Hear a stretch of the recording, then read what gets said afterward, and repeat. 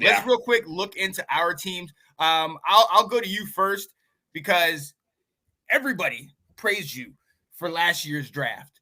How does this year's draft compare? I almost like this draft better than last year's. I really do. Last year it was they got the best who they felt were the best players, and it wasn't necessarily positions in need. Like you had Montgomery, still went and got Gibbs. Laporta was a massive need, that tight end spot. Linebacker wasn't really that big of a need, still went and got Jack Campbell. He performed well, and the later picks were solid as well. Mm-hmm. This year it was very clear.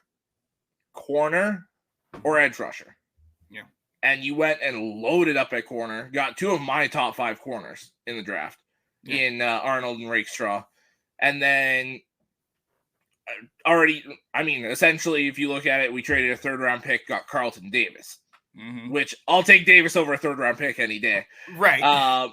And then what we did on day 3, I wasn't big on trading next year's 3rd to get a 4th. But I mean, if we do well enough, it's basically going to be a 4th next year.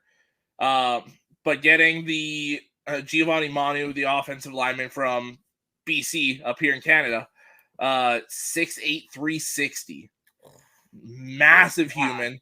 I watched a couple of his games this year, and I love the potential of him, where you can just sit back, he can play guard or tackle, and he can just sit and learn.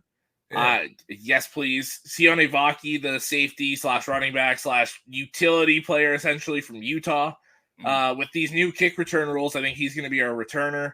And then it gives you depth at safety, depth at running back, however you want to use them. And then my personal favorite pick was Mekhi Wingo, the defensive tackle from LSU, who we got in like the late 6th, early 7th round. He dropped. He was another one that dropped. He fell so far, and it was mostly because he's a little undersized. Oh, okay. Mm-hmm. You want to know who else is undersized defensive tackles that worked really well? Aaron Donald. So, right. Mekhi Wingo's not Aaron Donald. Don't get that twisted. But we've seen that these undersized defensive tackles can work. And, I mean, he's not going to start. He's in a rotation with Ali McNeil and DJ Reader.